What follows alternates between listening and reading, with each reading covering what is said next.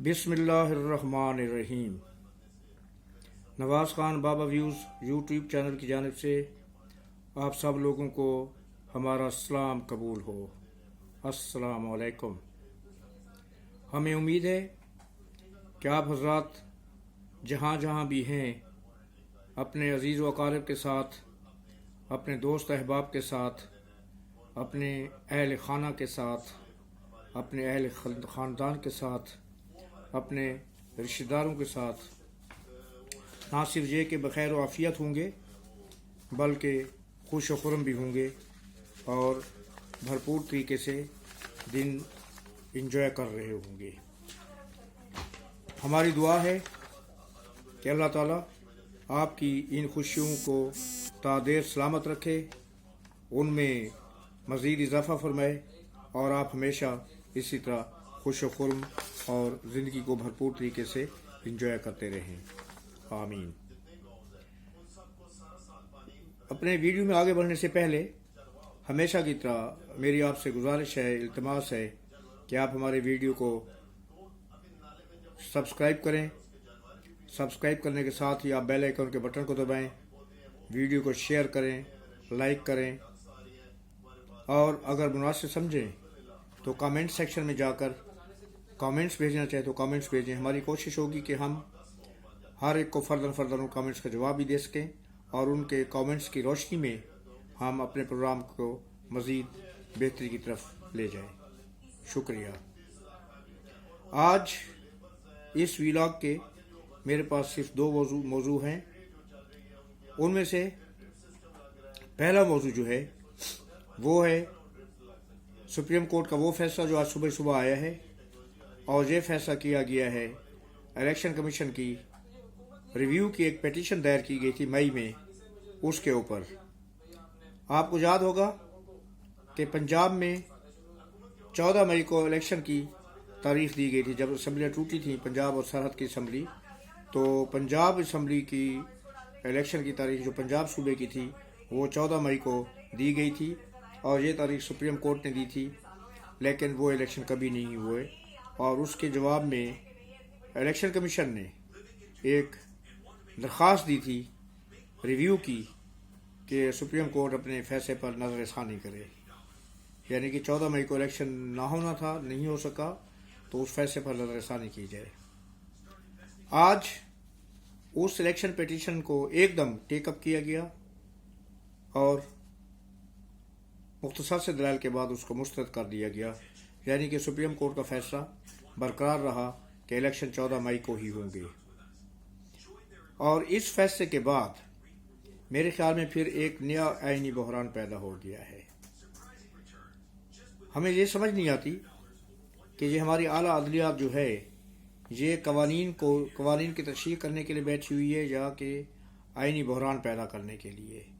अब 14 मई को गुजरे हुए एक अरसा हो गया, वो इलेक्शन नहीं हुआ। उस वक्त 29 मई को आखिरी समाअत हुई थी जिसमें ये रिव्यू पिटीशन उसके बाद दायर की गई थी इलेक्शन कमीशन की जानिब से। अब अगर इसको एक्सेप्ट कर लिया जाता तो सीधा सीधा मसला था कि ठीक है ये एक्सेप्टेड है और इलेक्शन नहीं हुआ तो उसकी नई डेट दे दी जाए। मगर अब अपने फैसले को बरकरार रखना कि नहीं इलेक्शन 14 मई को ही होना चाहिए। अब उसके बाद ये बहरान पैदा हो गया कि 14 मई तो गुजर गया, इलेक्शन नहीं हुआ, तो अब उसके ऊपर क्या एक्शन होगा? क्या सुप्रीम कोर्ट उसके ऊपर कोई कानूनी एक्शन लेगी? ये अभी मालूम नहीं है, क्योंकि सुप्रीम कोर्ट ने मुख्तसर तरीन अल्फाज में डिसमिस पिटीशन कह के जज उठ के चले गए और अब इसका कोई तहरीरी फैसला जारी होगा या नहीं होगा। अगर तहरीरी फैसला जारी होगा तो फिर उसमें बताया जाएगा कि इस सुप्रीम कोर्ट के फैसले पर अमल दरामद ना करने की सूरत में अब आगे क्या लाहे अमल होगा सुप्रीम कोर्ट का। ये इलेक्शन की दरख्वास्त से नज़रसानी जो थी वो इसलिए अब तक अदालत में पड़ी हुई थी कि पार्लियामेंट ने सुप्रीम कोर्ट के नज़रसानी का एक एक्ट जो है ना उसको कानून की हैसियत दी थी और उस कानून के पास होने के बाद नज़रसानी की ये अपील एक किस्म की गैर मौसर हो गई थी, क्योंकि उसमें सुप्रीम कोर्ट के अहकामात के मुताबिक उस फैसले के खिलाफ भी नज़रसानी हो सकती थी। मगर अब सबसे पहले तो क्या हुआ कि सुप्रीम कोर्ट के ये 3 जजेस जो हैं چیف جسٹس عمر تا بندیال، جسٹس اعجاز الاحسن اور جسٹس منیب اختر، ان تینوں نے پہلے تو اپنے بینچ میں وہ جو ریویو ایکٹ تھا اس کو جو ہے نا مسترد کیا، اس کو ختم کیا. سپریم کورٹ کا وہ جو آئین بنایا ہوا تھا اس کو ختم کر دیا، اس ایکٹ کو ختم کیا. اور اس کو ختم کرنے کے بعد، اس قانون کو ختم کرنے کے بعد خود ہی اپنے ہی بینچ بنا کے اپنے ہی بینچ میں یہ ریویو پیٹیشن جو تھی سپریم کورٹ کی وہ لے کے آئے اور آج اس کو مسترد کر دیا، اس پیٹیشن کو ڈسمس کر دیا کہ الیکشن کمیشن جو ہے 90 دن کے اندر الیکشن کرانے کا پابند ہے. لیکن اگر کوئی صورتحال ایسی ہو کہ جس میں الیکشن کمیشن 90 دن کے اندر الیکشن نہیں کرا سکتا اور دن جو ہے نا وہ آگے بڑھانے ہیں، تو اس کا فیصلہ سپریم کورٹ کرے گی، نہ کہ الیکشن کمیشن. مطلب یہ کہ جہاں پر بھی سپریم کورٹ نے اپنے آپ کو ایک سپروائزر یا ایک نگران یا ایک اپنا ہیڈ ماسٹر بنا کے اپنے آپ کو الیکشن کمیشن کے سر پر مسلط کر دیا ہے کہ الیکشن کمیشن کا جو اختیار ہے اس میں اب یہ مداخلت ہوگی. پہلے یہ تھا کہ الیکشن کمیشن بااختیار ہے، وہ جب چاہے ڈیٹ اناؤنس کرے اور اس کے مطابق وہ خود فیصلہ کرے. اسی چیز کا جواب جو ہے صدر مملکت کا جو لیٹر الیکشن کمیشن کو دیا گیا تھا دعوت نامے کے طور پر کہ وہ آئیں اور الیکشن کی تاریخ کے اوپر بات چیت کریں، تو جس میں ان کو جواب دیا گیا کہ یہ صدر مملکت کا اختیار نہیں ہے بلکہ یہ اختیار صرف اور صرف الیکشن کمیشن کے پاس ہے، اور الیکشن کمیشن مناسب نہیں سمجھتا کہ اس کے اوپر صدر کے ساتھ کوئی کسی قسم کی مشاورت کی جائے. تو اب کیا ہوا کہ سپریم کورٹ نے وہ قانون ختم کیا، اس کے بعد اس کے اوپر ججمنٹ دے دی کہ یہ جو نظر ثانی کی درخواست ہے یہ مسترد کی جاتی ہے، یعنی کہ 90 دن کا وہ قانون پھر بحال ہو گیا کہ ہر صورت میں اس میں الیکشن کرانا ہے. اور الیکشن کمیشن اگر یہ سمجھتا ہے کہ 90 دن کے اندر الیکشن نہیں ہو سکتا کسی وجوہات کی بنا پر، تو وہ اس کے لیے پھر سپریم کورٹ سے جو ہے وہ سپریم کورٹ سے رجوع کرے گا اور پھر سپریم کورٹ ہی فیصلہ کرے گی کہ الیکشن ہو سکتا ہے یا نہیں ہو سکتا، اور اگر اس کی تاریخ بڑھانی تو کتنے دن بڑھانی ہے. اب ایک اور سوال پیدا ہوتا ہے کہ کیا صدر مملکت اس کی روشنی میں، اس فیصلے کی روشنی میں کیا دوبارہ جو ہے نا وہ تاریخ دینے کی کوشش کریں گے الیکشن کے لیے؟ کیونکہ عام طور پر یہ ہے کہ صدر مملکت صرف قومی اسمبلی کی الیکشن کی تاریخ کا اعلان کر سکتے ہیں، اور وہ بھی اس وقت کہ اگر انہوں نے صدر مملکت کے احکامات سے قومی اسمبلی توڑی گئی ہو. لیکن کیونکہ یہ اسمبلی جب ٹوٹی تھی تو یہ وزیر اعظم کے احکامات سے ٹوٹی تھی، صدر مملکت نے اس کے اوپر دستخط نہیں کیے تھے. تو اب یہ اختیار بھی صدر کے پاس قانون دان کہہ رہے ہیں کہ نہیں ہے کہ وہ قومی اسمبلی کی تاریخ کا بھی اعلان نہیں کر سکتے. لیکن یہ جو موجودہ سپریم کورٹ ہے یہ بیٹھی ہوئی ہے، یہ بادشاہ لوگ ہیں، یہ وہی جنگل میں شیر والی بات ہے کہ جو چاہے کرے، انڈے دے یا بچے دے، تو ان کی مرضی ہے کہ جو بات ہوتی ہے وہ قانون بن جاتی ہے. ابھی جسٹس منیب اختر نے بہت سخت ریمارکس بھی دیے اس مختصر سی سماعت کے دوران، اور اس میں واضح طور پر یہ دیکھا گیا کہ جو اس کے چیف الیکشن کمیشن کے جو وکیل تھے ستی صاحب، ان کو بولنے ہی نہیں دیا گیا، انہیں کوئی دلائل ہی نہیں دینے دیے گئے. وہ جب بھی آرگومنٹ دینے کی کوشش کرتے تھے خصوصاً جسٹس منیب اختر اس میں مداخلت کرتے تھے اور ان کو وہیں پر روک دیا جاتا تھا کہ آپ صرف ہمیں یہ بتائیں کہ الیکشن کمیشن، یہ جو عدلیہ کا فیصلہ تھا پہلا الیکشن کو 90 دن کرانے والا جس کے خلاف آپ نے ریویو پیٹیشن دائر کی ہے، اس میں کون سی غلطی ہے؟ آپ صرف اس غلطی کی نشاندہی کریں جس بیس پر آپ نے نظر ثانی کی درخواست دائر کی ہے. اور آخر میں جھنجھلا کر ایک دفعہ تو وکیل صاحب نے کہہ ہی دیا کہ آپ مجھے دلائل دیں گے تو میں آپ سے بات کروں گا، آپ تو مجھے بولنے ہی نہیں دے رہے، آپ بار بار میرے اس میں انٹرپٹ کر رہے ہیں، مداخلت کر رہے ہیں، مجھے بولنے کی اجازت ہی نہیں دے رہے، تو میں کیا آپ کو بتاؤں. مگر بات ہوئی ہے نا کہ جب بندہ بے شرم ہو جاتا ہے تو پھر اس کو کسی قسم کی لحاظ یا شرمندگی نہیں ہوتی. تو ہمارے جسٹس صاحبان جو ہے ان کا یہ جو خاص طور پر 3 افراد کا بینچ ہے وہ یہی حال ہے کہ یہ بے شرم افراد کا ایک ٹولہ ہے جس کے اوپر چکنے گھڑے کی طرح پانی ڈالتے جاؤ نیچے گرتا جائے گا، اس پر کوئی اثر نہیں ہوتا. اور اب مجھے یہ لگتا ہے کہ پھر ایک آئینی بحران پیدا ہو گیا ہے، کیونکہ اب جو پچھلی تاریخ وائلیٹ ہو گئی اس کے اوپر اب کیا کیا جائے گا اور کیا جو ہے نا اس کے اوپر کوئی ایکشن ہوگا. جی، اور دوسرا امپورٹنٹ موضوع جو تھا وہ ہے MBS شہزادہ محمد بن سلمان کی پاکستان آمد. سنا ہے کہ 10 سے 11 تاریخ کو محمد بن سلمان پاکستان تشریف لا رہے ہیں. اصل میں ان کا ایک دورہ ہے انڈیا کا، جو کہ 20 نیشن کانفرنس جو ہوتی ہے، جو 20 اقوام ترقی یافتہ اقوام ہیں،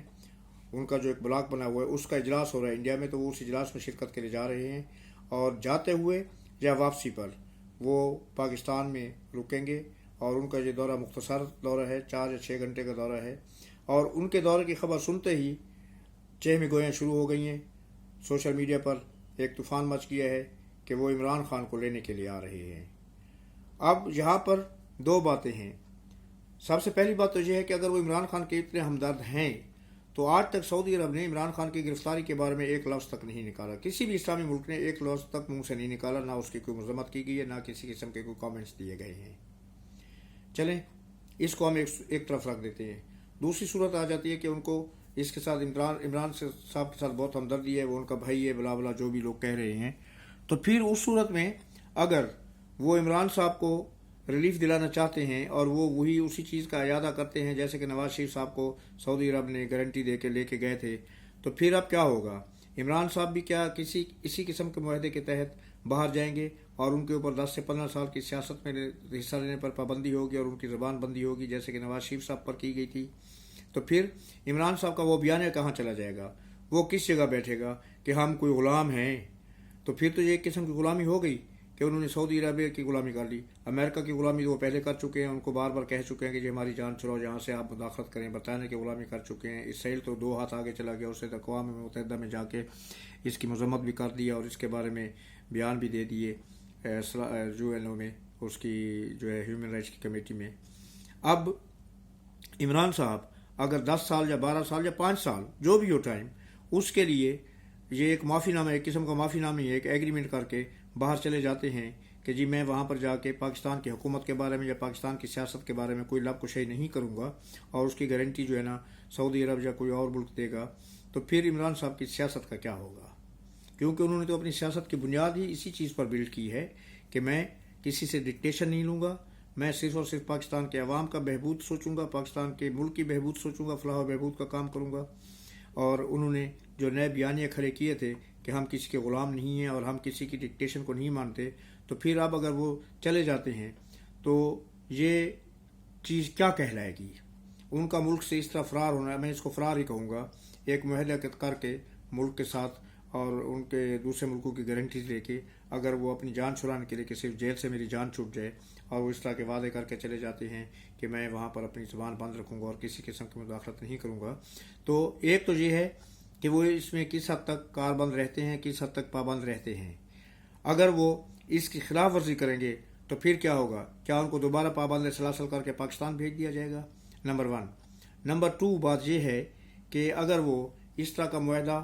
کر کے چلے جاتے ہیں تو کیا یہ معاہدہ NRO نہیں ہوگا جس کے بارے میں عمران صاحب ہمیشہ شور مچاتے تھے دوسری پارٹی کے متعلق کہ وہ میرے سامنے بھیک مانگ رہی ہیں NRO کی؟ لیکن ان کو یہ سن لینا چاہیے، انہیں یہ بات سمجھ میں آ لینی چاہیے کہ NRO کبھی نہیں ملے گا، او زرداری، او نواز شریف، تم جو بھی کر لو NRO نہیں دوں گا۔